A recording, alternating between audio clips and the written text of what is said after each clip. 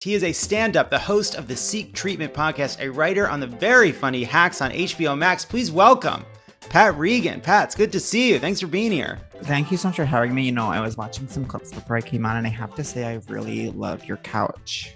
Oh, thank you. I really like it. I really appreciate that. A lot of people want to know where this pillow's from. It's Target. It's not that big a deal. It's not that big a deal. I don't know where this one's from. I love that. And that is a companion cube from the game Portal. Okay. And that's all I want to say about it. But I really appreciate the couch appreciation. So I just wanted to say that like up top, because I don't want there to be any questions about where I stand. I appreciate that. When you feel a certain way, when you feel something, you have to let the person know, because we never know in this life how long we have. And that's actually tattooed on my pubic mound. Just kidding. I'm just kidding about that. It's not. It's higher than that. Uh-huh. Just slightly higher than that. Let's get into it. What a week. During an appearance at a QAnon convention over Memorial Day weekend, a QAnon convention, just a thing we say now. That's just something that happened. A QAnon convention. Former National Security Advisor Michael Flynn was asked why a Myanmar-style coup can't happen in the U.S., and he said this. No reason. I mean, it should happen here. No reason. Flynn later denied advocating for a violent overthrow of the government in spite of the video footage. So it's just like a classic he said situation. He didn't say it on video and we all saw it. And then he said, I didn't say it. And so that's sort of the controversy. And there's just no way to resolve it. Totally. I could definitely see how that would be ambivalent. Well, it's just sort of like he says he didn't say it. He said it. Mm-hmm. And those are they have equal weight because they're equally credible people, you know? Totally. And there's some contradiction there, I think. I'm not sure that both those things could be true. I'm obsessed with QAnon. I tried to watch the QAnon doc, but it got almost a little bit too confusing for me. And I had to I'm going to go back into it. Do you know what it is, the QAnon doc? I do. I'm a little bit worried that you're finding it. Are you sure it's the QAnon doc about QAnon, or are you entering and joining QAnon? Just be careful. Yeah, totally. It is the QAnon doc. But that being said, I think there's a lot of fucked up shit going on in our government, and I believe everything that I read. Cool. In response to voter suppression efforts across the country and the fact that coup talk is a bit more prevalent than you'd want it to be, really like your coup talk to be zero, close to it. On Tuesday, President Joe Biden announced that he was asking Vice President Kamala Harris to lead the administration's efforts to protect voting rights. This is a very flattering way of saying, Kamala, I need you to dig through Joe Manchin's trash and find some blackmail stuff. Just anything we can use. All right. Definitely. It definitely feels like one of those things that's like when you're like at your day job, when your boss is like, so I have an amazing honor for you, which is that you're going to be doing a lot more work moving forward, and you will be still getting the same amount of money that you got before you had to do. You know what I mean? It's like an extra task is never an honor in my experience. Well, as a rule, if something is described as an honor, the honor is the payment, right? Like totally.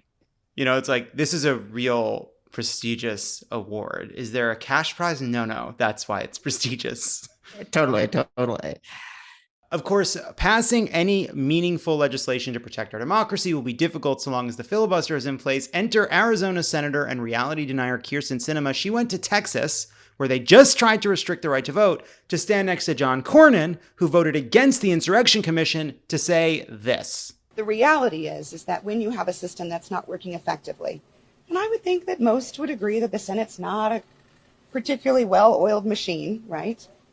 The way to fix that is to change your behavior, not to eliminate the rules or change the rules, but to change your behavior.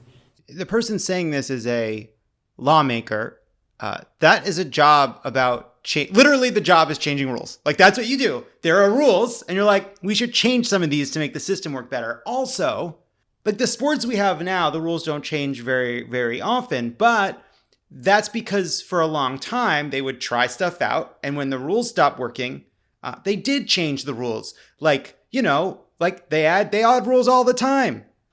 I don't know them because I don't know the sports, but I do imagine that like they didn't always have 3 strikes and 9 innings. That probably moved around a fair amount, I would assume. Totally. I think they definitely experimented with like 8 strikes and they were like, you know what, this is too long. They were like, baseball's boring enough as it is. I mean, 3 strikes already, the games are very long. And I think that they even could go down to 2, I think. Not to be a cinema. You're being such a cinema right now. I know. I never wanted to come on here and be a cinema, but I'm being a cinema towards you and towards your audience. I didn't even fully get what she means. Like, what is she saying? Like, she is saying that, like, we don't need to change laws. We need to change behaviors. Like, it's very patronizing and stupid, which is, I think, a vicious combination. Totally. I hate, that's like, you can be patronizing, but you better be pretty smart. Or you can say something dumb in like a really sweet way. Totally. You can't be both.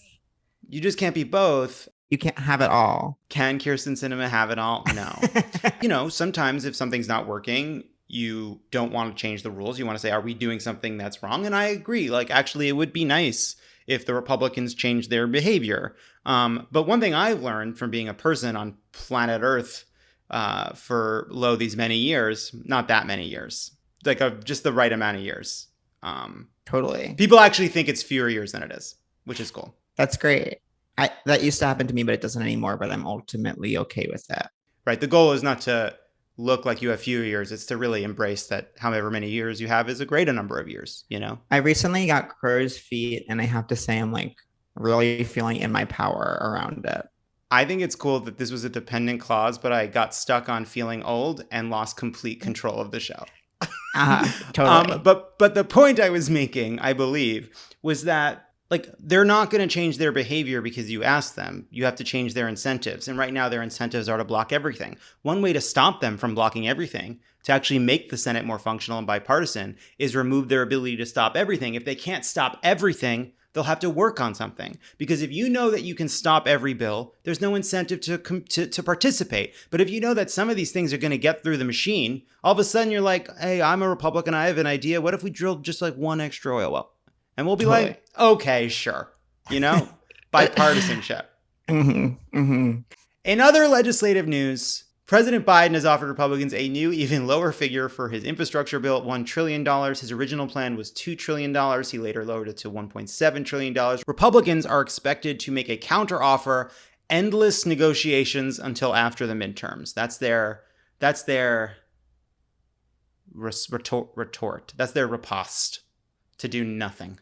Meanwhile, former President Trump has decided to shutter his live journal after just 29 days, just before the end of the free trial, which I think was pretty smart. His son, Donald Trump Jr., is now selling personalized videos of himself on Cameo with a rate of $525 for a standard video and $787 for a video delivered in 24 hours or less. Exciting. I actually I briefly was on Cameo, and I have to say it's so stressful. So I had to get off of it for my own mental health, because you wake up and you're like, oh my God, do I have any due today? And so I hope he's doing well with that. I love that they're embracing kind of like OnlyFans culture. You know what I mean? Like not exactly OnlyFans, but the surrounding entities. People are making fun of Don Jr., but he is saving up to buy a Cameo from his dad. Like that's the goal, to get enough money to get one. Is Trump on Cameo? No, he is not on Cameo. And the truth is that's not what Jon Jr. is doing. It's actually because safari companies charge a lot of money if you want to throw a grenade at a hippo. They really, that's sort of what he's trying to save up to. It's a real expensive boutique offering. And that's what sucks, is like we have to get more access into that community of people who throw grenades at rhinos, because you shouldn't have to be rich. You shouldn't have to be charging for cameos if you just want to explore that passion. Somewhere out there, there's a kid who didn't have the same opportunities that Don Jr. does, right? Who didn't grow up in a palace in the sky. And that kid wants to grow up and throw a grenade at a hippo. And that's their dream. That's their vision. That's been the picture on their mood board from the time that they were little. And they'll never get to.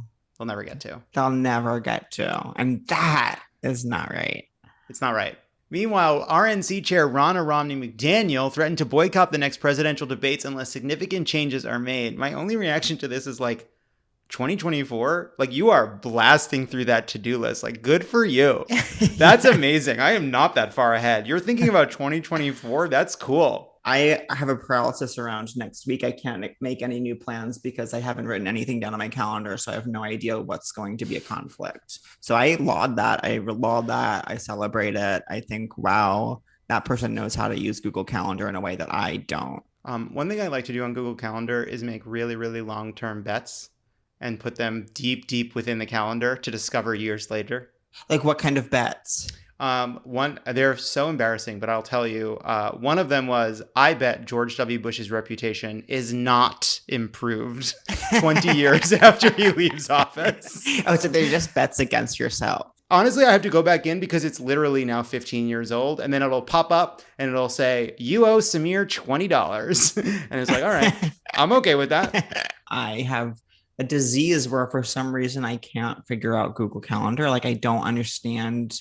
I'm sure that it's easy. Mm-hmm. And for some reason I go to what it feels like the answer to me is like to go to CVS and buy like a day planner, like the really organized girls had in middle Mm-hmm. school. And it feels like if I can just like write in that with colored pens, like it feels like that will solve everything. But I stop after like 2 days. Of course you do. I mean, I had the same impulse. I had the same desire. The problem is, it's still you holding that planner, you know? Yeah. It's not one of those organized kids with the planner. It's still you. And so like the planner doesn't make you a planner. The planner helps you if you're a planner. It's like the Container Store. You know, you don't.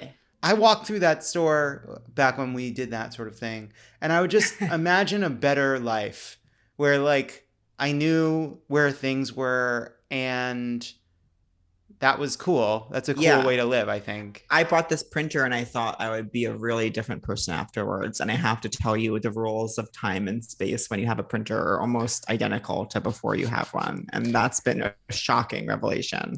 Let me throw this at you. How many times in your life have you thought that stamps would change how good of a person you were? I just think stamps is the one thing holding me back. If I had stamps, I'm sending thank you notes. Totally. I've never struggled with that. I've never even considered that option. That's how far lofty it seems to me. But I do have that with like nice pens. Like I just think if I can get nice enough pens and nice enough pens, at that point I will be journaling nonstop. I will be writing a novel. I will be making to-do lists. And it's actually honestly torn apart my relationship to the point where like if I'm with my same-sex sexual partner and we walk by a pen section of a store, I like have a really strong urge to get as many as possible. And he knows that I am, and he'll be like, please don't get pens today. And we've had like huge fights in like Target about like putting pens back because we have too many, and I get ink everywhere. So I guess that makes Bo Burnham's special that he made during quarantine like the nicest pen in the world. You know, like the fanciest, most expensive pen anyone's ever made. Like, how did exactly? It's such a cool thing. I haven't watched his doc yet, his special yet, but I have to. I do really like him. No, I love him. It's an amazing thing. Also this week, the American West is on track for one of the worst droughts in centuries, with 60% of the area facing extreme drought conditions. This is also known as perfect gender reveal weather. Very exciting. Oh my God. That is LOL. John Hinckley Jr., who spent 35 years in a psychiatric hospital after his failed assassination attempt against President Ronald Reagan in 1981, is now posting love songs on his YouTube channel. Jodie Foster responded, "Getting warmer." So I don't know about either of these jokes. Here's the next one, and we can decide after. I don't know whether I need to just create ironic distance or actually cut it from the show. Here we go. Here's the problem, Pat. You show up to a John Hinckley concert and he starts playing the new stuff and you're out there shouting, "Play the hits! Shoot Reagan!" I don't know. I'm not sure. I like that one. I want everyone listening to know that obviously Reagan's already dead, right? There's just a joke. It's just a joke. One thing that I didn't understand till I moved to DC is everyone called it the Hinckley Hilton. Oh, that's kind of cute. I couldn't believe it. I was like, what? We're calling it the Hinckley Hilton? Okay. I'm the kind of person that would love, I think it's so silly, like how real superstitions get, where it's like, if someone gets murdered in a house, then the house is like literally worth less money. It's like, that seems so childish to me. It's like, you're not going to get murdered again. Like, what are the chances that you're going to get murdered in the same house someone else did? Probably even less. You know what I mean? If anything, it should cost more. There probably won't be another murder in it. You know what I mean? I think that's a really, really good point. That's a really good point. What exactly are you worried about? That like there's an evil spirit in the house that causes murders? Grow up. I say grow up to that. Grow up. We say grow up to that. Buying a haunted house is very similar to me to going to Chipotle when they were having their troubles, which is no line, sometimes free burritos. Pretty cool. Pretty cool. Wait, I didn't know that Chipotle had that. Well, they went through that period where there had been a few E. coli or other kind of issues. They closed, and when they reopened, people weren't walking in. They weren't going in, but I was. Yeah, I'm very, I'm always down to sort of take a chance. You know what I mean? Well, it seems like you may have and not known it. And like you walked into an empty Chipotle and they were like, welcome. What are you doing here? And you're like, I love it here. I was like, why wouldn't I be here? And they're like, no reason. And when you said Hilton, it made me think of the fact that, and this isn't news and this isn't politics by any means, but Kathy Hilton finally has joined the cast of Real Housewives of Beverly Hills. And she's already breathing so much life into the franchise that it's like, it's just going so well. And I'm just so happy for her. I'm really glad you brought that up because there's something I've been wanting to try out. Which is, I think we need to start calling Glenn Greenwald the Real Housewife of Substack because he's a messy bitch and he lives for drama. And totally. I think that's important to get into the world. I think that you should do that, but then I think that we need to find 4 to 6 other housewives of Substack. And as someone who has written 4, everyone say it with me, 4 entries on a Substack, I am willing to be part of the cast of the Real Housewives of Substack. Wow. Already, by the way, I'm in. This is already a great show. Totally. We're going to Brazil. On Moses Lake in Washington State, a boat filled with people harassing another boat for displaying gay pride flags burst into flames, forcing the people they harassed to rescue them. Those bigots almost became lake bottoms. Wow. You see? I see that. Yes. Okay, so I'm of like a million different minds.